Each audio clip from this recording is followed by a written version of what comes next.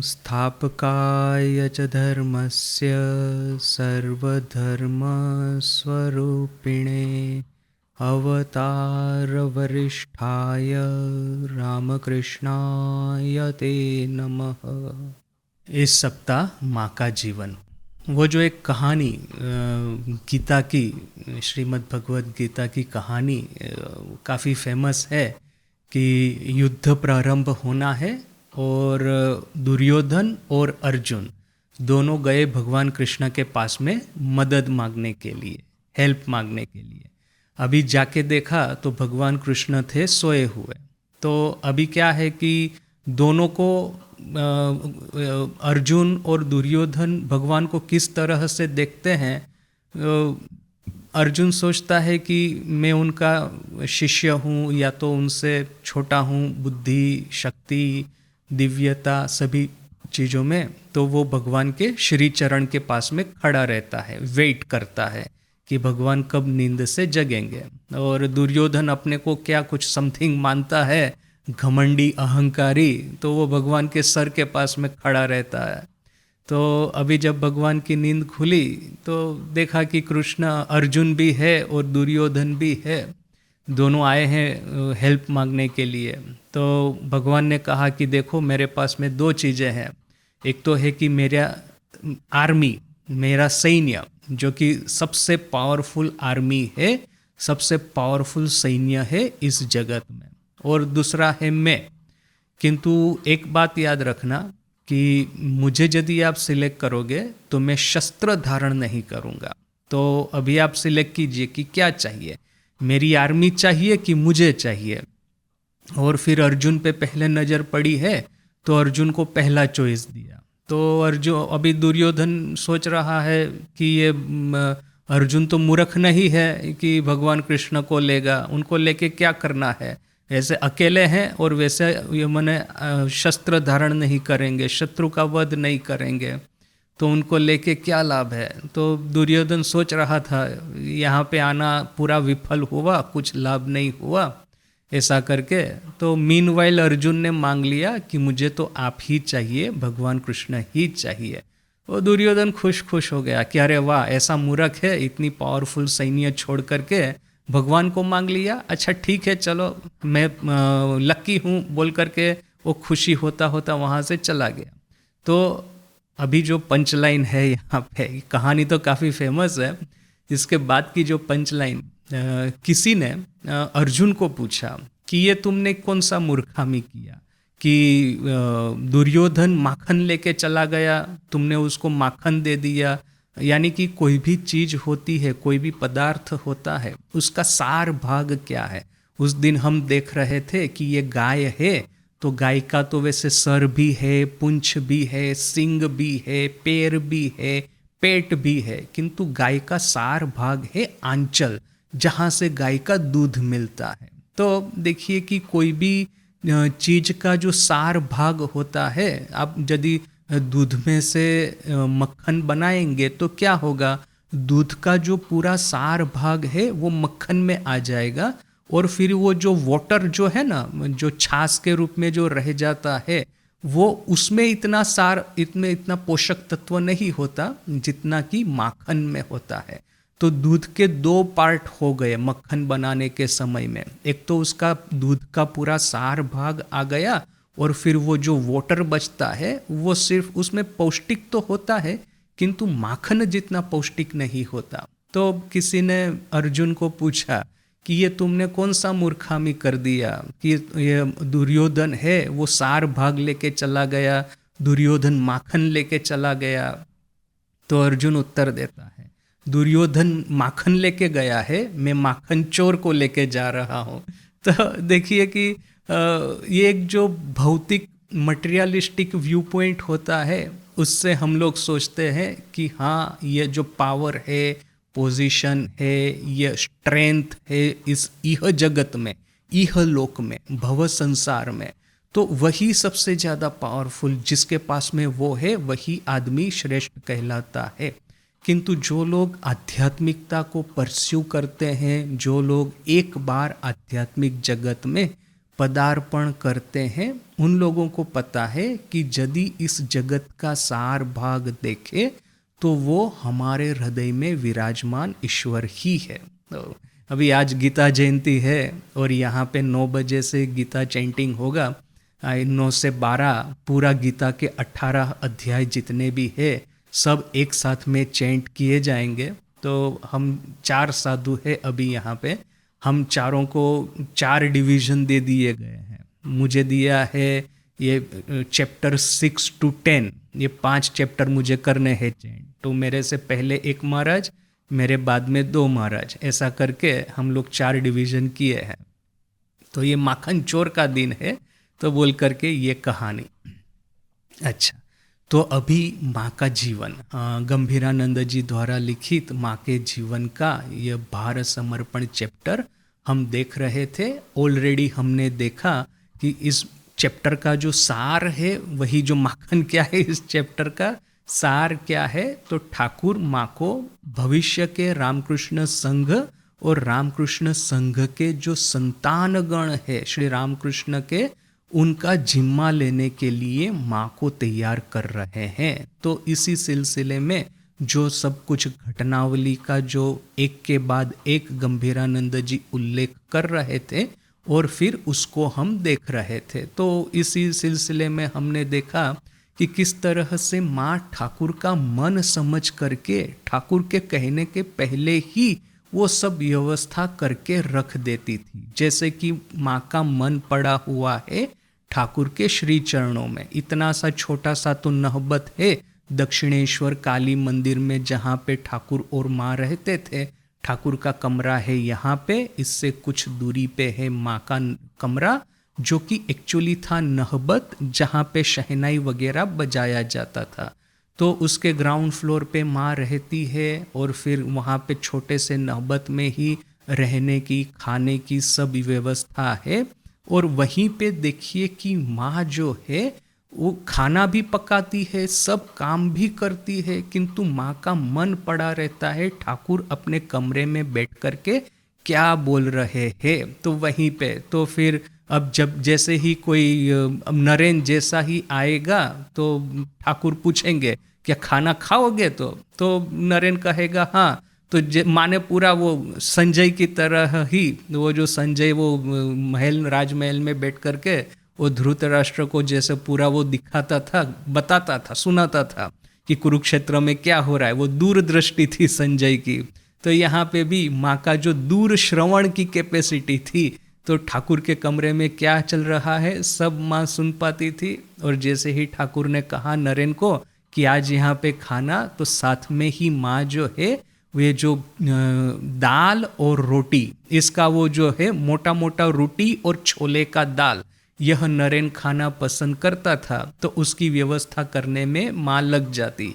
और फिर जब ठाकुर है वो जाहुतला जाने के समय, जाहुतला अर्थात की ओपन एयर टॉयलेट, उस समय तो इंडोर प्लम्बिंग था नहीं, तो ये सब ओपन एयर की तरह ही सब चलता था। तो वो जाहुतला की ओर जाने के समय जैसे ही वो रास्ते में नहबत आता है, वहाँ पे ठहर करके माँ को बताने के लिए कि हाँ नरेन खाएगा आज, तो बताने से पहले ही देखा कि माँ ने सब व्यवस्था प्रारंभ कर दी है। और फिर दूसरी एक बात हमने देखी कि नहबत तो छोटा सा था, वहाँ पे वैसे चीज़ें ही सब इतनी सारी थी। माँ रहती थी, लक्ष्मी दीदी रहती थी, ऊपर से यह जब कलकत्ता की सब स्त्री भक्त जब आएगी तो उनको रहने के लिए कैसे होगी व्यवस्था। और फिर क्या है ना कि माँ तो थी दुबली पतली थोड़ी सी उस समय, जबकि कलकत्ता की जो स्त्रियां थी वो थोड़ी सी हेल्दी थी, माने थोड़ी मोटी सोटी थी। वो माँ कहती भी है कि कलकत्ता से जब ये मोटी सोटी लेडी डिवोटीज आएगी ठाकुर की, तो फिर वो क्या करेगी कि नहबत का जो दरवाज़ा है वो तो छोटा सा ही है, हाइट भी कम है, विड्थ भी कम है उसकी। तो वहाँ पे खड़ी रह करके छोटा सा दरवाज़ा ऐसा करके इशारा करके बताती और कहती कि आहा हमारी सती लक्ष्मी किस तरह से तपस्या कर रही है, जैसे कि वनवास कर रही है। सती लक्ष्मी अर्थात की माँ शारदा, तो माँ शारदा के ऊपर में सहानुभूति है। तो वे लोग खड़ी रह करके कहती थी इतना छोटा सा दरवाज़ा प्रवेश करना वो भी मुश्किल है, उसका हाइट भी कम है, ये जैसे कि माँ नहबत में रहती है, तपस्या कर रही है, जैसे कि वनवास भुगत रही है। माँ सीता को जिस तरह से भगवान राम का अनुसरण करते करते वनवास जैसे कि भुगतना पड़ा था, तो वैसे ही। और यहाँ पे और एक स्टोरी भी हमने देखी थी कि किस तरह से वो चंद्रामणि देवी ठाकुर की माँ, जब माँ पहली बार दक्षिणेश्वर आई थी तो चंद्रामणि देवी उस समय जीवित थी, और किंतु बहुत वृद्धा हो गई थी, और बीच बीच में कोई भी काम करना है तो फिर वो माँ शारदा को अपनी बहू को पुकारती थी। और जैसे ही वो चंद्रामणि देवी माँ को पुकारेगी, माँ दौड़ करके जाएगी, माने धीरे से जाना, शांति से जाना, वो जैसे एक नॉर्मल स्पीड है ऐसा नहीं, जैसे ही अपनी सास ने पुकारा वैसे ही दौड़ करके गई। किंतु ऐसे होता क्या था कि बिकॉज के दरवाज़ा छोटा था, उसका हाइट कम था, उसमें प्रवेश करने के समय माँ का जो सर है वो दरवाजे पे टकराता। और नेचुरली हम लोग इमेजिन कर सकते हैं कि इससे कितना पेन होगा।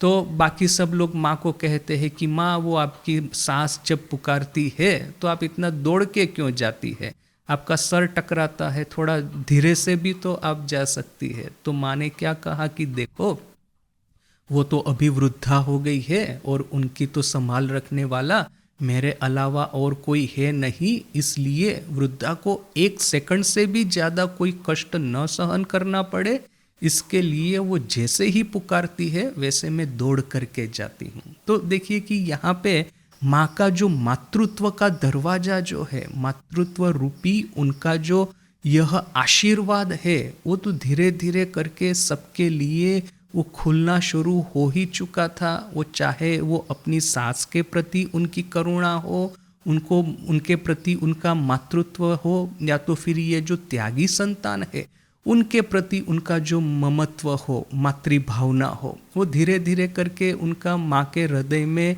यह सब ब्लॉसम होना शुरू हो ही चुका था। तो ठाकुर है सिर्फ माँ को, एक माँ के मातृत्व को एक डायरेक्शन दे रहे हैं कि हाँ, इस तरह से ये त्यागी भक्त संतान आते हैं, ये कलकत्ता की स्त्री भक्त आती है, या तो फिर ठाकुर की खुद की माँ है, इनकी सेवा कैसे करनी है, इनका जतन कैसे करना है, इनका केयर कैसे करना है, उनके प्रति स्नेह और सहानुभूति कैसे प्रकट करनी है, यह सब ठाकुर धीरे धीरे करके माँ को समझा रहे हैं, सिखा रहे हैं।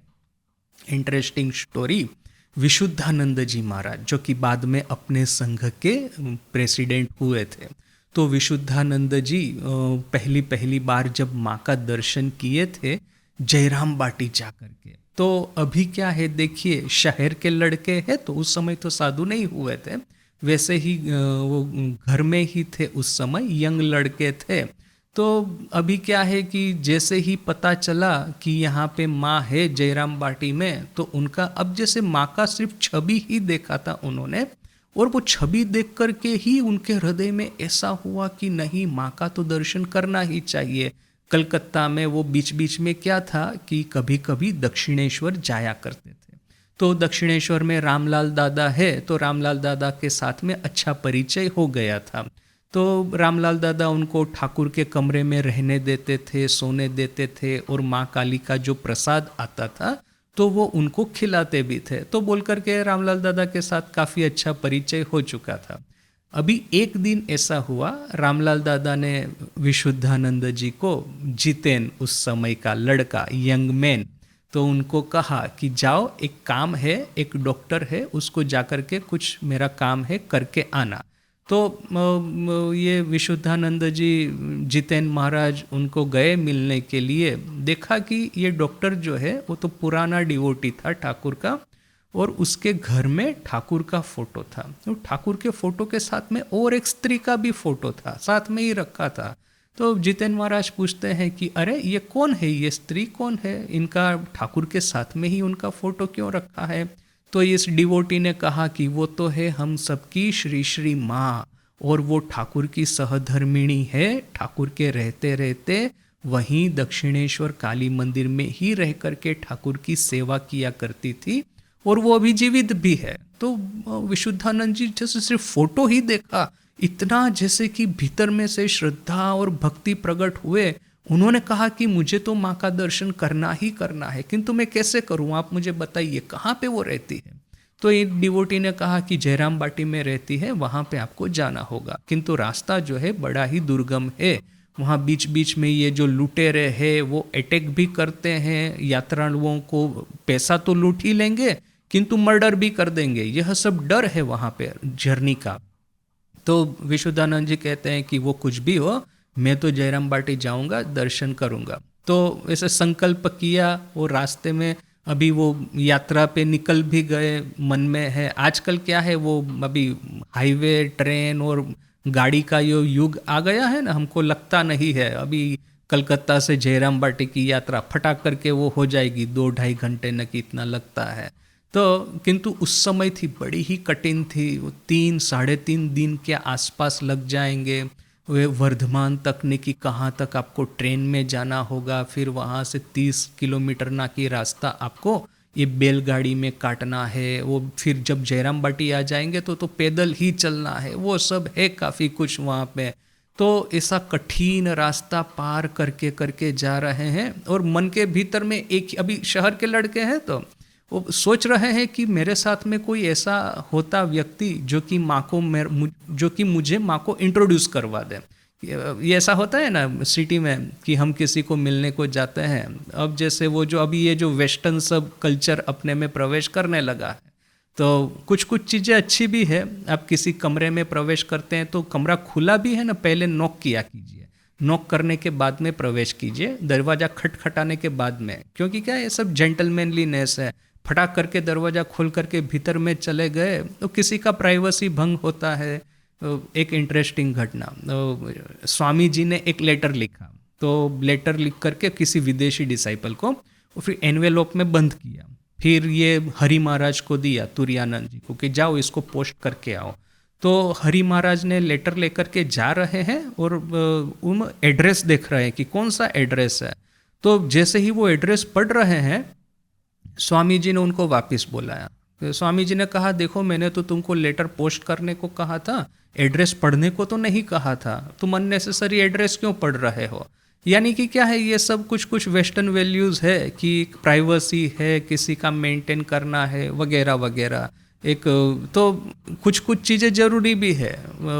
स्वामी जी ने यह सब चीज़ें बेलूर मठ में काफ़ी इंट्रोड्यूस करवाई है, ऐसी सब सिंपल चीज़ें कि तो क्या है कि ये भी एक वेस्टर्न वैल्यू है कि किसी के घर जाते हैं, अब पहली बार किसी को मिलते हैं तो बीच में कोई एक इंट्रोड्यूस करने वाला चाहिए आपको, कि हाँ कोई कहे कि माँ ये लड़का है कलकत्ता से आया है, इसका नाम ये जितेन है वगैरह वगैरह, आपका डिवोटी है, बोल करके माँ को इंट्रोड्यूस करवा दे, तभी तो माँ उनको एंटरटेन करेगी ना। बिना एक अनजाने लड़के को अपने घर में हटा, एकाएक वो आ गया है देख करके थोड़ी ना कोई उनके साथ में बात करेगा, पहले ही पूछेगा भाई कौन हो तुम, कहाँ से आए हो। और फिर दूसरा उस समय का प्रॉब्लम क्या था कि बहुत सारे यंग लड़के जो है ये बंग भंग के बाद में ये जो रेवोल्यूशनरी जो सब मूवमेंट प्रारंभ हुआ था बंगाल में, उसमें काफ़ी लोग इन्वॉल्व थे। तो बोल करके अभी पुलिस लोगों की भी काफ़ी नज़र रहती थी उस समय। उस समय ऐसा हुआ था, माँ उस समय काशी में है और ये जो देवव्रत महाराज ने, वही उनका नाम है मोस्ट प्रोबेबली, वो भी वहाँ पे थे। तो वो पहले रेवोल्यूशनरी थे किंतु अभी तो वो सब छोड़ करके माँ के साथ में रह रहे हैं। तो एकाएक न्यूज़ आया कि वो जो दिल्ली में जो वाइसरॉय जो है इंडिया का, उसके ऊपर में किसी ने बॉम्ब फेंका है और उसकी हत्या करने के लिए। तो माँ कहती है कि अरे वो तो अच्छा आदमी है, उसके ऊपर में बॉम्ब क्यों फेंका, उसकी हत्या क्यों कर रहे हैं। इस आशा है, वो ऐसा नहीं है कि वो ब्रिटिश वाइसरॉय भारत के लिए अच्छा है, किंतु क्या है कि किसी की हत्या करके भारत को ये जो है स्वतंत्रता कभी नहीं मिलने वाली। इस तरह की रक्तपात से मिली हुई स्वतंत्रता किसी काम की नहीं है। फ्रीडम है वही अच्छा है, जो कि उसका रूट रीज़न क्या है, भारत बटा हुआ है नात जात यह सब वगैरह में, तो भारत को एकजुट करना है। जैसे ही भारत की जनता एकजुट होगी, ब्रिटिश साम्राज्य का ऑटोमेटिक भारत में से गायब हो जाएगा। तो that is a better way. Bharat में स्पिरिचुअलिटी फैलाओ, भारत की प्रजा में जो डिवीजन है, यह जो लैंग्वेज को लेकर के, रीजियन को लेकर के, रिलीजियन को लेकर के, कास्ट को लेकर के, ये सब को डिवीजन को दूर करो, भारत को यूनाइट करो, तो इंडिपेंडेंस ऑटोमेटिकली मिलेगा। और सब कुछ आध्यात्मिकता के ऊपर में होना चाहिए। रक्तपात के ऊपर में जो फ्रीडम हमको मिलेगा वो भारत की परिस्थिति ये अफगानिस्तान पाकिस्तान जैसी ही होती। ये पाकिस्तान को फ्रीडम मिला है रक्तपात के ऊपर में, तो अब वो पूरा हिस्ट्री में उसका वही चलता रहेगा, टेररिज्म। तो क्या है, भारत को तो एक फ्रंटियर सिविलाइजेशन होना है। हम लोगों को इस तरह से चीप फ्रीडम से किसी काम का नहीं है। तो फिर माँ ने कहा कि इस तरह से उसके ऊपर में बॉम्ब फेंक करके हत्या करने का क्या प्रयोजन था। तो जो भी है, अभी यह तो समाचार आया, इसके बाद में किंतु दूसरा समाचार आया कि अभी पुलिस तो सीआईडी जो था उस समय का, वो तो पकड़ेगी ना सबको, जिसने भी बॉम्ब फेंका, इसके पीछे क्या किसका यह है नेटवर्क है, कौन काम कर रहा है वगैरह वगैरह। तो ऐसा समाचार आया कि पहले पहले जितने भी क्रांतिकारी थे उन सबको पकड़ करके अभी ये पुलिस वाले ले जाएंगे और उनको इंटेरोगेट करेंगे। तो अभी ये जो देवव्रत महाराज थे वो तो रेवोल्यूशनरी थे और काशी में माँ के ही साथ में, माने वो जो काशी आश्रम है वहीं पे रह रहे थे। तो बाकी सब साधुओं को ये डर लग गया कि ये महाराज यदि यहाँ पे रहते हैं और पुलिस वाले आकर के सब ये करेंगे इन्वेस्टिगेशन, हो सकता है कि माँ को भी इससे तकलीफ का सामना करना पड़े। माँ को भी ये ब्रिटिश पुलिस का तो कोई ठिकाना नहीं है ना, और ये वाइसरॉय के ऊपर में अटैक हुआ है, तो वे लोग तो वैसे ही ज़्यादा गुस्से में होंगे।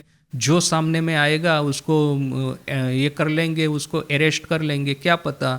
तो सब बाकी सब साधु लोग डर गए। तो किसी ने कहा माँ को कि माँ, ये जो है लड़का, ये तो साधु होने को आया तो है, किंतु पहले रेवोल्यूशनरी था, इसको यहाँ से निकाल देते हैं। तो माँ ने कहा अरे वो तो सब उसने छोड़ दिया है, अभी तो वो साधु का जीवन जी रहा है, उसको डर किस बात का है। तो माँ की इच्छा नहीं थी उसको वहाँ से निकालने की, किंतु फिर ये महाराज ने अपने से सोचा कि अरे अननेसेसरी में यहाँ पे रहूँगा तो माँ को कष्ट होगा, बोल करके वो काशी से शिमला चले गए। उनके भाई शिमला में रहते थे तो वहाँ पे। तो देखिए कि यह जो ऑलरेडी ब्रिटिश राज में ये यंग लड़के थे, थोड़ा सा जिनके भीतर में ये आत्मसम्मान था, थोड़ा सा ये पेट्रियोटिज्म था, थोड़ा सा ये सेल्फ कॉन्फिडेंस आत्मश्रद्धा थी, और थोड़ा सा ये एक भीतर में तेज उत्साह और ये ओजस था। ऐसे लोग वैसे ही ये पुलिस वालों की नज़र में रहते हैं। तो यहाँ पे कलकत्ता का ऐसा ही एक लड़का, तेज उत्साह ओजस से भरा हुआ ये लड़का एकाएक जयराम बाटी में आ जाएगा माँ के घर पे। तो नेचुरली 10 लोग पूछेंगे कि भाई कौन हो, कहाँ से आए हो, क्या तुम्हारा ये रेवोल्यूशनरियों के साथ में कोई संपर्क है कि नहीं, तुम यहाँ पे मत रहो, माँ को थोड़ा सा कष्ट होगा, ऐसा वो बहुत कुछ चीज़ें होने की संभावनाएं है। तो जितेंद्र महाराज सोच रहे हैं कि यदि कोई मुझे इंट्रोड्यूस करवा दे माँ के साथ में तो अच्छा रहेगा। तो ऐसा सोचते सोचते वो जयराम बाटी गए तो सही, और वो पूरी अपेक्षा रख रहे हैं कि माँ उनको जाने से पहला ही प्रश्न करेगी, कौन हो तुम, कहाँ से आए हो, क्यों आए हो, क्या नाम है तुम्हारा। तो ऐसी पूरी अपेक्षा लेकर के जैसे ही माँ को प्रणाम किया जयराम बाटी जा कर के, तो वैसे ही माँ ने प्रश्न किया, बेटा तुम अच्छे हो तो, यात्रा में कोई तुमको दिक्कत नहीं हुई तो जितेंद्र महाराज अपने हाथों से ये बात लिखते हैं, कहते हैं कि मेरा हृदय अभिभूत हो गया कि जाना बिल्कुल अनजाना, बिल्कुल पहचान बिना का एक लड़का जब आता है तो कोई भी स्त्री तो ऐसा तो पूछेगी कहाँ से आए हो, क्यों आए हो। ये कुछ नहीं, जैसे कि बहुत दिनों का बिछड़ा हुआ अपना संतान जैसे कि फिर से घर आता है, तो माँ कितना स्नेह से उसके साथ में वार्तालाप करती है, उसकी केयर करती है, उसको खाने पीने को देती है, रहने की व्यवस्था कर देती है, आध्यात्मिक चर्चाएं करती है। कभी ये पूछती नहीं कि क्यों आए हो, कहाँ से आए हो, क्या काम है, वो सब पूछने की आवश्यकता ही नहीं है। माँ, बेटा माँ के पास में क्यों आता है प्रेम प्राप्त करने के लिए, स्नेह प्राप्त करने के लिए। तो माँ को हृदय से पूरा पता है कि कौन आया है उनके पास में। तो देखिए कि यह जो मातृत्व का यह एक विराट, एक महासमुंदर माँ के हृदय में बह रहा था, उसको चैनलाइज ही ठाकुर को सिर्फ करना था। तो यह पूरा जो आयोजन है जो कि ठाकुर ने दक्षिणेश्वर में रहते रहते किया था, यह सब कहानियाँ, यह सब प्रारंभ के दिन कि माँ के मातृत्व को जिस समय ब्लॉसम हो रहा था उस समय की कहानियाँ यहाँ पे है। तो ये नहबत में अब जैसे ये हमारी बात चल रही थी कि जैसे सब स्त्री भक्त आती है कलकत्ता से, तो छोटा सा तो नहबत है, तो ठाकुर उनको कहेंगे कि आप एक काम करो, आप यहाँ पे मेरे ही कमरे के वरांदे में सो जाओ, आप नहबत में तो सोने की जगह नहीं है। तो माँ जैसे ही यह सब वार्तालाप सुनती, उनकी वो दूर श्रवण की वो जो सुपर पावर था माँ का, तो वैसे ही माँ किसी को भेज करके यह सब लेडी डिवोटीज को नहबत में बुलवा लेती और कहती कि यहीं पे सोना, यहीं पे सब व्यवस्था हो जाएगी, वहाँ पे खुले में वरांडे में मत सोना। तो ऐसा करके माँ इतना लोगों का जतन करती थी। तो यहाँ पे हमारा जो डिस्कशन चल रहा था उसका एक आखिरी पैराग्राफ में पढ़ लेता हूँ, मैंने अभी तक जो हुआ था उसका, कि एक और तो है ठाकुर का युग धर्म प्रचार उपयोगी परिवेशन गठन करने की आकांक्षा, पूरा संस्कृत, युग धर्म प्रचार उपयोगी परिवेशन गठन, इसका अर्थ क्या है? एक ऐसा इंस्टीट्यूशन खड़ा करना है, एक इस तरह का फ्रेमवर्क खड़ा करना है, परिवेश, परिवेश अर्थात कि इकोसिस्टम कहो, कि एक तरह का फ्रेमवर्क कहो, स्कैफोल्डिंग कहो, न कि एक इंस्टीट्यूशन या ऑर्गेनाइजेशन कहो। तो एक ऐसा स्कैफोल्डिंग खड़ा करना है जिसका पर्पस होगा युग धर्म प्रचार, जहाँ पे भी यह यंग लड़के हैं और इवेंचुअली ये यंग लड़कियां हैं, माँ शारदा का मठ है, तो ये यंग जनरेशन जो है भारत की, जो कि उनके हृदय में मुमुक्षुत्व और ईश्वर के प्रति श्रद्धा और भक्ति और आत्मज्ञान की एक आकांक्षा जागृत हुई है, उन लोगों को एक सही सही डायरेक्शन मिले, इसके लिए एक इंस्टीट्यूशन खड़ा करना है जहाँ पे ये यंग जनरेशन को ट्रेन किया जाए, उनकी बुद्धि है, उनकी आध्यात्मिकता है, उसको रीशेप किया जाए और फिर इनकी जो एनर्जीज है उसको चैनलाइज किया जाए युग धर्म प्रचार के लिए। तो यहाँ पे देखिए कि एक और तो था ठाकुर का युग धर्म प्रचार के लिए एक परिवेशन गठन करना, एक परिवेश गठन करना, एक इंस्टीट्यूट खड़ा करना, उसकी आकांक्षा, और दूसरा है माँ का संतान वात्सल्य। यह दोनों मिलकर के माँ को धीरे धीरे करके उनके भावी कर्म क्षेत्र की ओर खींच के ले जा रहा है। ये ठाकुर को ये एक स्कैफोल्डिंग खड़ा करना है, एक फ्रेमवर्क खड़ी करनी है कि जहाँ पे ये यंग गुरुकुल, दक्षिणेश्वर गुरुकुल, दक्षिणेश्वर क्या था, जैसे स्वामी जी कहते हैं ना कि बेलूर मठ को मैं एक यूनिवर्सिटी के रूप में देखना चाहता हूँ भविष्य में, तो ये दक्षिणेश्वर था अपना ओरिजिनल गुरुकुल, जहाँ पे ये सब यंग लड़के आते थे, ठाकुर उनके गुरु थे। और जिस तरह से हमारे वैदिक युग में जो ब्रह्मवेत्ता गुरु थे वो मुमुक्षु शिष्यों को जिस तरह से शिक्षा दिया करते थे, उनके जीवन का गठन किया करते थे, वैसे ही ये जो त्यागी संतानों का जीवन गठन ठाकुर ने यह दक्षिणेश्वर गुरुकुल में किया था। यानी दक्षिणेश्वर सिर्फ एक काली मंदिर ही नहीं है, वो एक गुरुकुल है। तो ये एक और है ठाकुर की यह जो एक सिंगल लोकेशन में जो गुरुकुल खड़ा किया है उसको कॉपी पेस्ट करके इस मॉडल को पूरे विश्व में फैला देना। तो यह ठाकुर की एक आकांक्षा थी कि जितने भी यंग लड़के हैं, लड़कियां हैं, वो इस इंस्टीट्यूशन में आए और यहाँ से चरित्र गठन और आध्यात्मिकता के पाठ सीखे। तो वो एक ठाकुर की इच्छा कि यंग जनरेशन को अपने इंस्टीट्यूशन में पुकारे, और सामने ही माँ की इच्छा संतान वात्सल्य। तो जैसे ही ये दोनों इच्छाएं हैं, दोनों आकांक्षाएं हैं, एक जगह पे मिलित होती है, और ये जैसे ही माँ का संतान वात्सल्य ये नए आए हुए त्यागी संतानों की ओर धावित होना प्रारंभ हुआ, साथ साथ में ही माँ ने जो ये भावी कर्म क्षेत्र था उसमें उन्होंने पैर रखना, उसके ऊपर में चलना उन्होंने प्रारंभ कर दिया।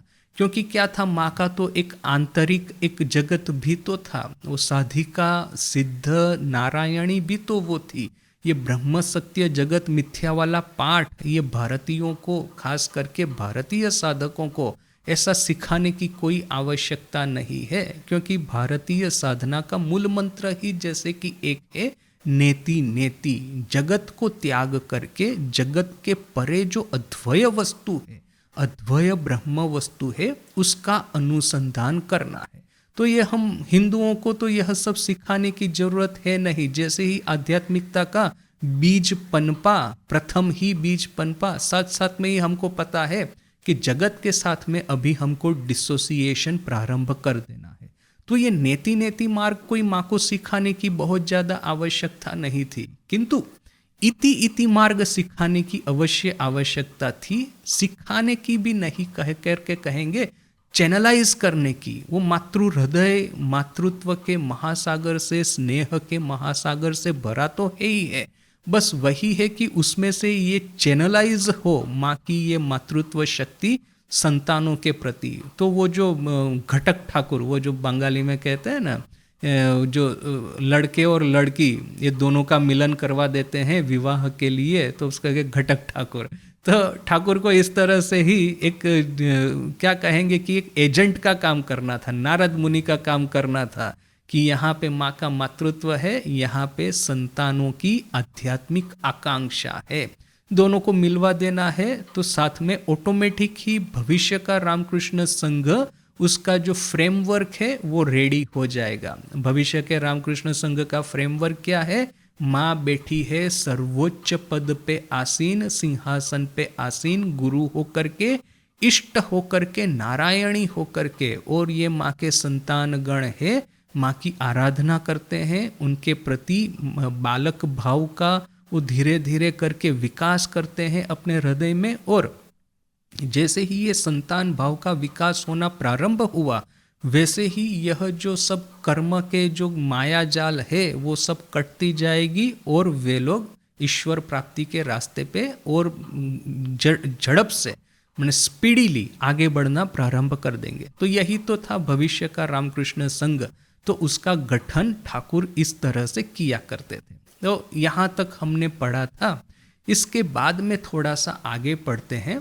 गोलाप माँ, अभी हमने देखा ऑलरेडी योगेन माँ की कहानी, तो साथ में ही ये गोलाप माँ की कहानी। ये गोलाप माँ का स्वभाव थोड़ा सा विचित्र तो था ही था, हमको पता है। माँ की केयर भी बहुत करती थी, तो फिर कभी कभी इस तरह से बिहेव करती थी कि माँ को कष्ट भी बहुत हो। ये लाटू महाराज की महासमाधि 1918 के आसपास की ये घटना है।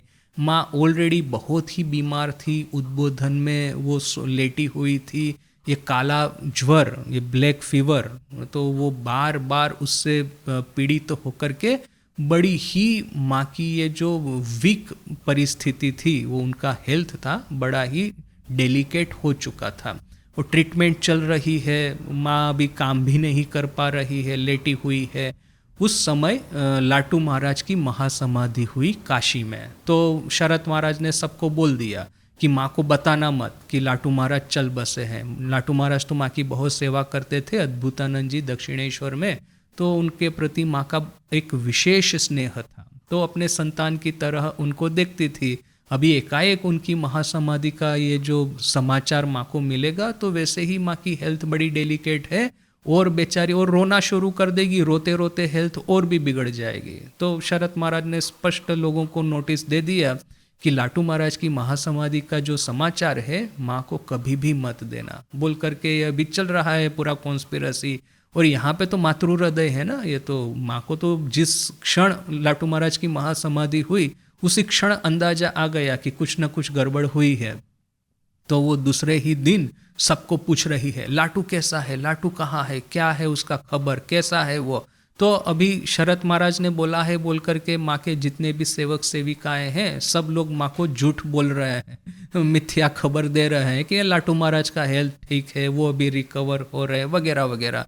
किंतु माँ को तो समझ में आ गया था कि ना कुछ तो गड़बड़ है। लाटू महाराज की महासमाधि के समय हो सकता है कि लाटू महाराज ने माँ का आशीर्वाद मांगा होगा और माँ ने वो सूक्ष्म रूप में जाके दिया भी होगा। तो वो जो दिव्य लीला जो होनी थी उस समय तो हुई होगी। यहाँ पे जो प्राकट्य लीला है जो, वहाँ पे माँ किंतु इस तरह से बार बार पूछ रही है, लाटू का क्या खबर है, लाटू का क्या खबर है। और अभी देखिए कि ये संतानगण भी जो थे माँ के सेवक सेविकाएं, वे लोग भी तो थोड़े चिंतित हो गए कि माँ तो इतना व्यस्त होकर के, इतना त्रस्त होकर के लाटू महाराज का खबर पूछ रही है, तो अभी झूठ बोलना भी बार बार अच्छा नहीं लगता। तो वे लोग भी थोड़ा चिंता में है। माँ भी एकदम बड़ी ही दुखित होकर के, त्रस्त होकर के पूछ रही है। तो यह सब गोलाब माँ देख रही है। तो आखिर में उनके रहा नहीं गया और चिल्ला के बोल उठी, अरे वो लाटू तो चला गया, वो तो अभी उसका जो होना था हो गया, अभी उसकी खबर लेने से क्या लाभ है। तो जैसे ही माँ ने यह सुना, चित्कार करके रोना शुरू कर दिया और इतना रोई, उनका हेल्थ फिर से डिटेरियोरेट हो गया।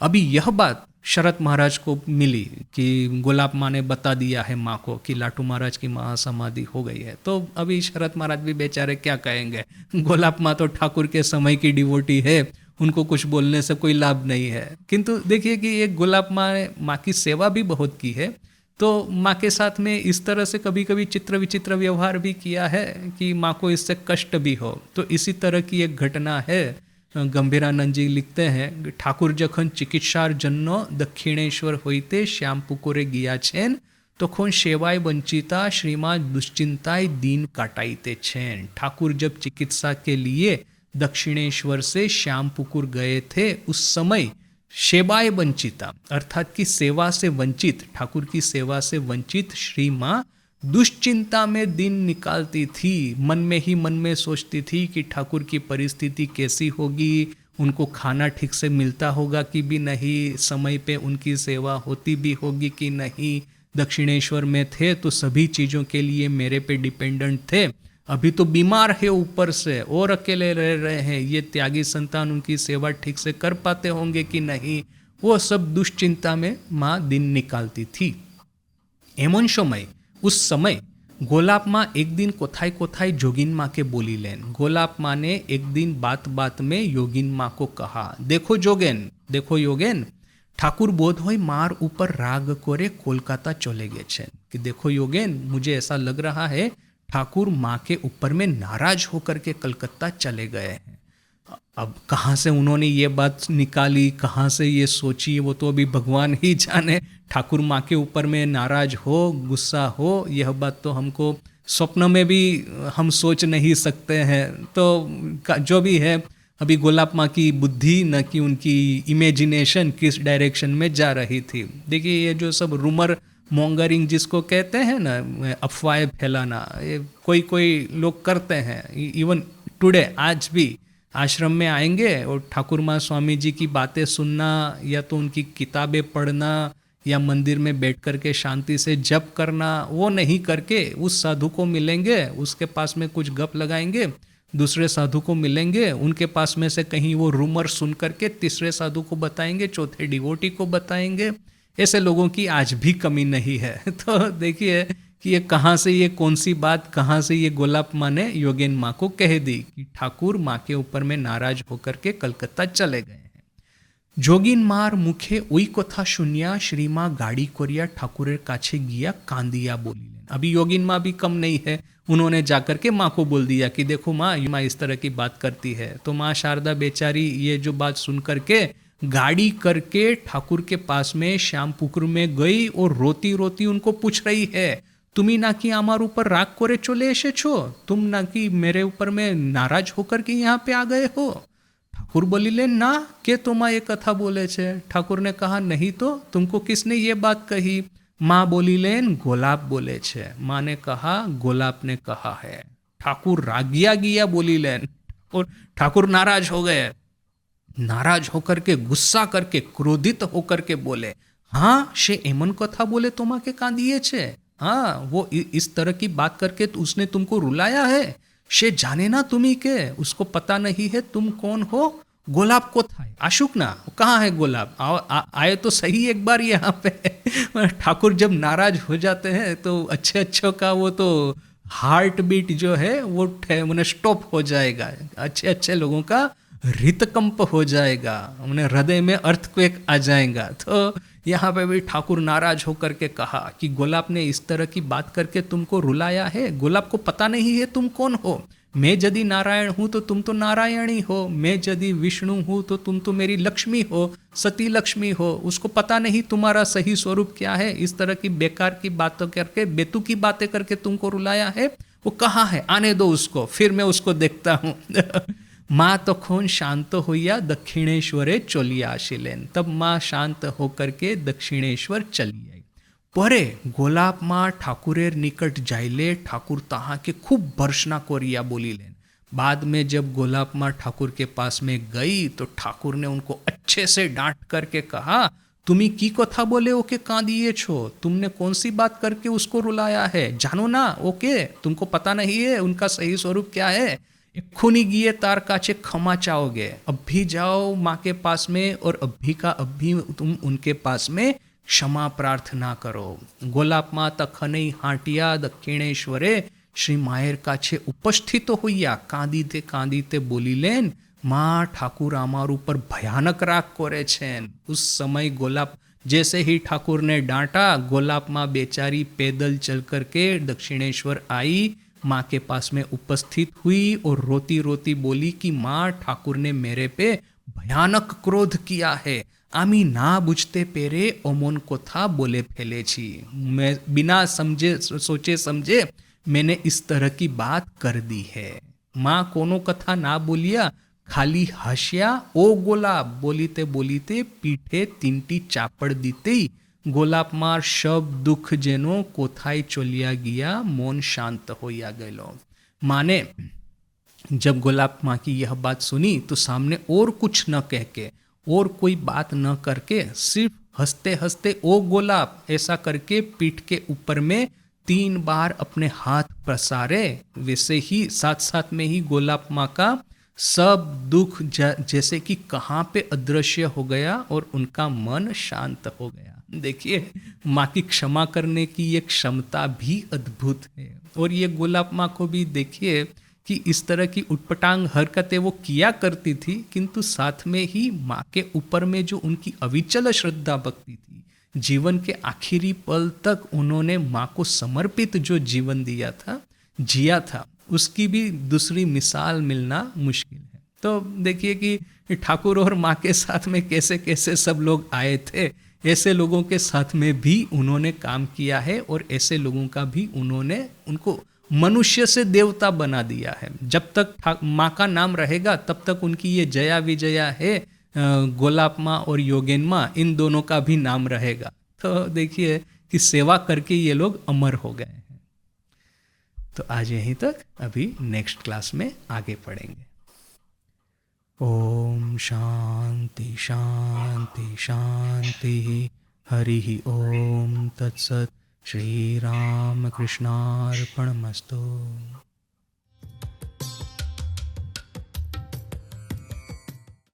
देखिए एक एनालॉजी बताऊं जो कि मैं खुद जिसमें मानता हूं कि उपनिषद का प्रतिपादित विषय क्या है, जीव ब्रह्म ऐक्य, अहम ब्रह्मास्मि, वही जो महावाक्य है। तो उसके 3 एक्सप्रेशन है। ठाकुर रिप्रेजेंट्स, अब तीनों कंप्लीट सॉल्यूशन है, नो डाउट। माने आध्यात्मिकता कहो, सिविलाइजेशनल अंडरस्टैंडिंग कहो, कम्युनिटी कहो, तीनों लोग तीनों को रिप्रेजेंट करते ही है, तीनों में तीनों है। किंतु at the same time Thakur माने ही exemplifies that inner journey towards this attaining of Brahma ज्ञान।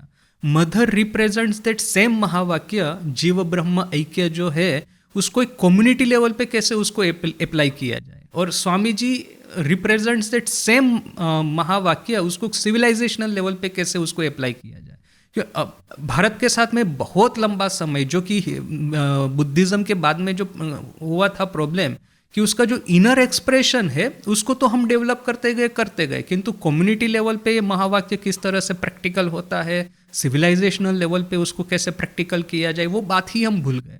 तो उसका परिणाम ये है कि आज भी हम लोग वही पोस्ट बुद्धिस्टिक माइंडसेट में जी रहे हैं कि Upanishad that means inner journey, it has nothing to do with either community life और सिविलाइजेशनल लाइफ। सो दैट वो जो मीथ है, वो जो बुद्धिज्म का जो हिप्नोटिज्म, मैंने देखे हमको तो 3 हिप्नोटिज्म से मुक्त होना है ना। ये जो वेस्टर्न हिप्नोटिज्म जो कि वेस्टर्न कल्चर को हम पे बिठा दिया है, एक इस्लामिक हिप्नोटिज्म, और ये तीसरा बुद्धिस्टिक हिप्नोटिज्म, तीनों हिप्नोटिज्म से हमको मुक्त होना है।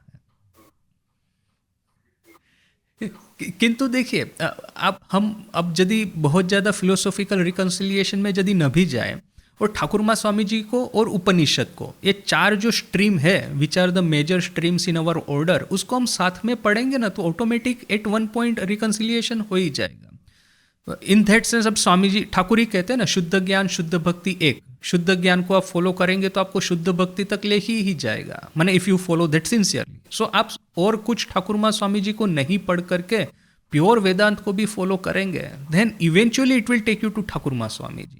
सिर्फ स्वामी जी को पढ़ेंगे, it will take you to Vedanta Maa Thakur.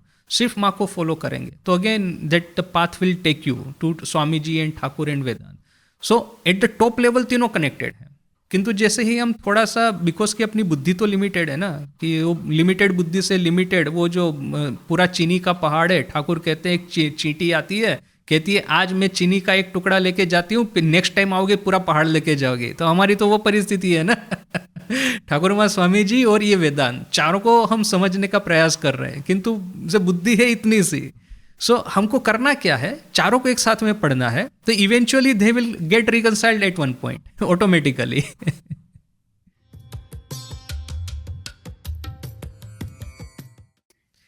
Eight the same time देखिए, भगवान का आगमन होता है भक्त के लिए। हम बहुत बार सोचते हैं कि जैसे ठाकुर ने कहा ना, ठाकुर स्पष्ट कहते हैं, और जन नहीं ये खानकार सब किछु, अर्थात नरेन को दिखा के कहते हैं उसी के लिए यहाँ का सब कुछ है। नरेन ने पुकारा तो भगवान आए, माने भक्त जब पुकारता है तो भगवान आते हैं। तो अब नरेन के बारे में हम ऐसा सोचते हैं कि नरेन की ठाकुर पे श्रद्धा, ठाकुर का नरेन के लिए आगमन, but just imagine you replace Naren with माँ की ठाकुर पे श्रद्धा, और फिर ठाकुर का देखिए ये इक्विवेलेंट है।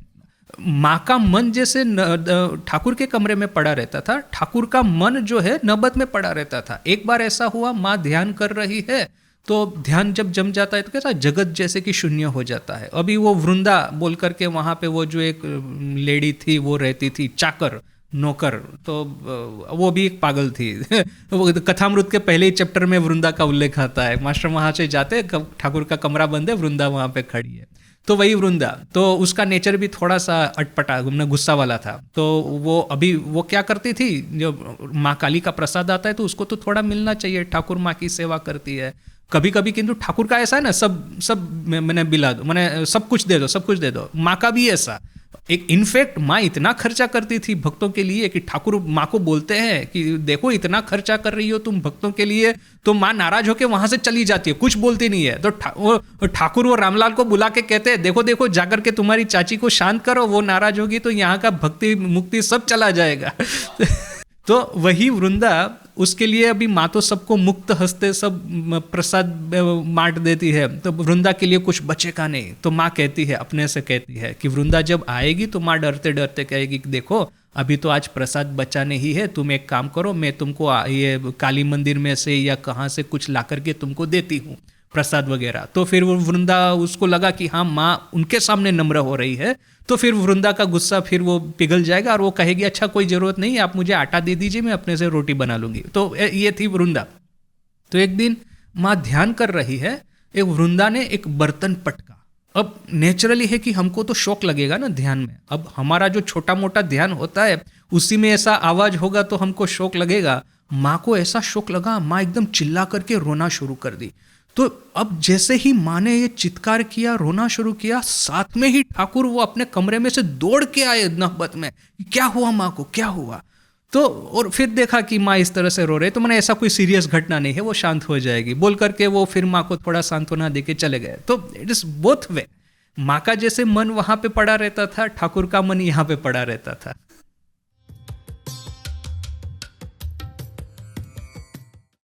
वो जैसे हमने वो आगमनी के गीतों का किया था ना, ऐसा वो हम करेंगे। ठाकुर देखिए, स्वामी जी का खंडना है, that's one of the most powerful, कि पूरा ठाकुर का लाइफ, और ये फिर ये सब जो है कि अभेदानंद जी का प्रकृति परमाम वगैरह, तो we will do once in, अपना थोड़ा सा फाउंडेशन हो जाए, फिर वो हायर आइडियाज़ को लेंगे। ये सब स्तोत्र वगैरह क्या है, डिस्टिल्ड ठाकुर माँ का लाइफ, कि आप एक और है, आप लीला प्रसंग कथामृत पूरा पढ़ लीजिए और साथ में ये खंडना है, ओम रीमृतम है, वो गा लीजिए। किंतु वो कब बनता है पता है, उसका मीनिंग समझना ठीक ठीक जब हमने ये कवर किया है। अब जैसे ये कनखल में ना वो साधना सदन है, वहाँ पे 40 दिन का ज्ञान सत्र होता है, तो उसमें पूरा वो सभी उपनिषद, ब्रह्मसूत्र, गीता, उसका शांकर भाष्य, प्रस्थान त्रय पूरा कवर करवाते हैं। किंतु आप जो डायरेक्ट वो 40 दिन में प्रस्थान त्रय कवर करने को जाएंगे ना, तो सीधा ऊपर से जाएगा। किंतु आपने एक बार फाउंडेशन डाल दिया है 2, 3, 4, 5 साल का स्टडी करके, बाद में वो 40 दिन का वो रिफ्रेशर कोर्स करने को जाएंगे, तो बहुत मजा आएगा। माने आपका कवर भी हो जाएगा और फटाफट करके कनेक्शन बैठते जाएंगे। तो ये स्तोत्र वगैरह का मीनिंग में कब जाएंगे, हमारा एक फाउंडेशन रेडी हो गया है, फिर हम जैसे जैसे एक एक आइडियाज लेते जाएंगे, वैसे वैसे सब कहानियों के साथ में कनेक्शन बैठता जाएगा। हाँ, इसको भी तो हमने पढ़ा, इसको भी तो हमने सुना है ऐसा। ना, एक्चुअली आप अभी भी कर सकते हैं, अभी तो LLM आ गया है, तो आप डाल सकते हैं कि ये जो स्तोत्र मैंने डाला है उसके इक्विवेलेंट घटनाएं खोज के निकाल दो। वो मैंने आपको वो शेयर किया है ना लिंक, नोटबुक LM का, उसमें सब मैंने किताबें डाली हुई है, तो एक एक आइडियाज पेस्ट करते जाइए।